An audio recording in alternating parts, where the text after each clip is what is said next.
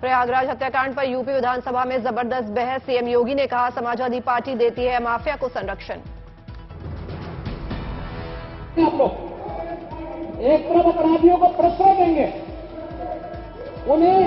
उन्हें गले का हार बनाएंगे और दूसरी तरफ फिर दोषारोपण भी करेंगे।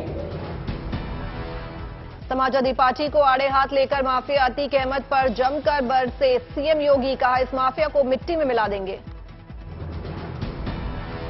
की 0 की नीति है और उन माफियाओं के खिलाफ मिट्टी में मिलाने का काम उनका हमारी सरकार करेगी। सीएम योगी ने समाजवादी पार्टी पर माफिया अतीक को प्रश्रय देने का लगाया आरोप। कहा समाजवादी पार्टी के सहयोग से ही अतीक अहमद बना सांसद, हमने तोड़ी उसकी कमर। प्रयागराज हत्याकांड पर बोले यूपी के डिप्टी सीएम ब्रजेश पाठक। कहा किसी को बख्शा नहीं जाएगा।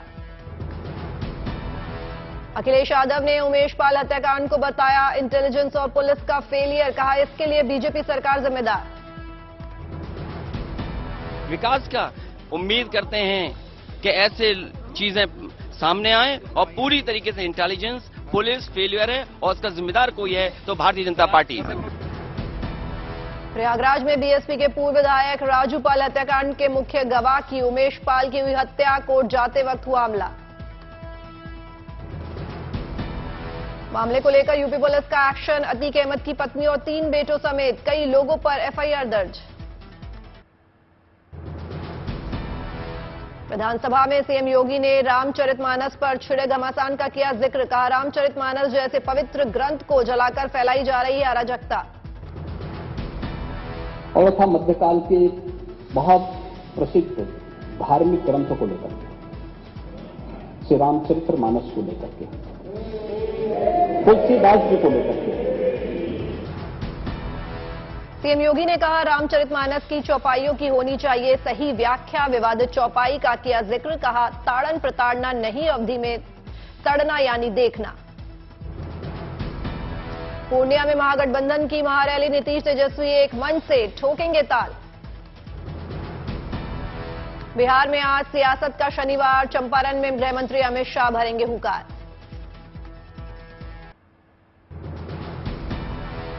रायपुर में 3 दिवसीय कांग्रेस अधिवेशन का आज दूसरा दिन। सोनिया गांधी ने कहा यह कांग्रेस और देशवासियों के लिए एक मुश्किल दौर। सोनिया गांधी ने कहा अल्पसंख्यकों, दलितों, महिलाओं पर हो रहा है अत्याचार। सोनिया गांधी ने कहा आने वाला वक्त और चुनौती भरा होगा। संवैधानिक मूल्यों पर की जा रही है चोट, हर संस्था का हो रहा है दुरुपयोग। सोनिया गांधी ने कहा हमने आने वाली लड़ाई के लिए खुद को तैयार किया।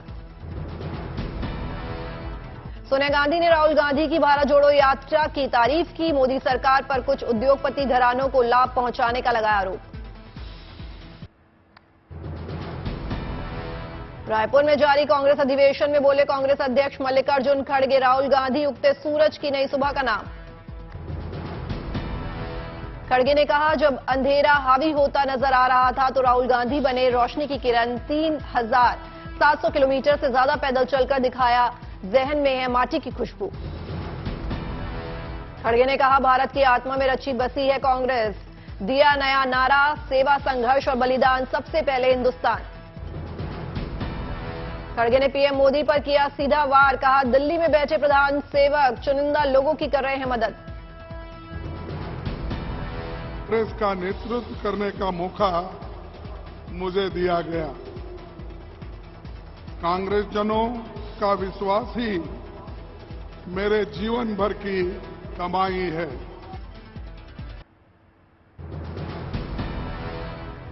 खड़गे ने कहा देश में महंगाई, बेरोजगारी के कठिन दौर से गुजर रहा है देश। नफरती लोगों ने बिगाड़ रखा है देश का माहौल। खड़गे ने नोटबंदी, जीएसटी का भी किया जिक्र। सरकार के उदारीकरण पर की चोट। कहा रेल, जेल, तेल सब बेच रही है सरकार।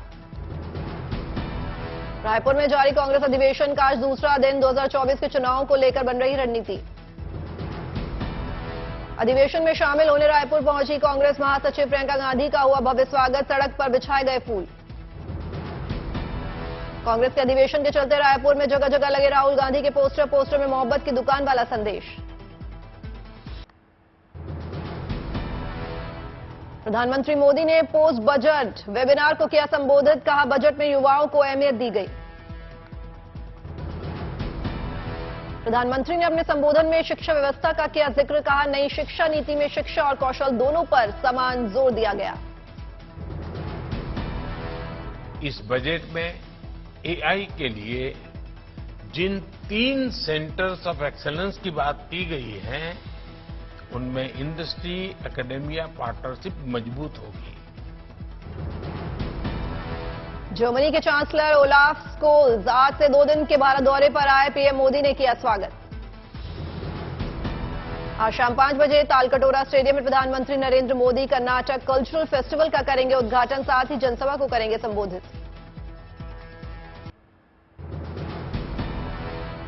छत्तीसगढ़ के सुकमा में नक्सलियों के साथ जवानों की मुठभेड़, डीआरजी के 3 जवान शहीद। फिल्म अभिनेता नवाजुद्दीन सिद्दीकी की पूर्व पत्नी आलिया ने नवाजुद्दीन पर दर्ज कराया रेप का केस, वर्सोवा पुलिस स्टेशन में एफआईआर दर्ज।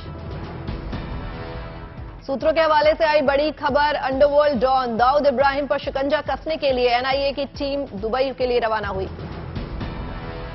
कंपनी पर आरोप है कि उसके मुर्ग हवाला फंडिंग के जरिए दुबई से भारत में आतंक की फंडिंग और ड्रग्स की सप्लाई करते हैं।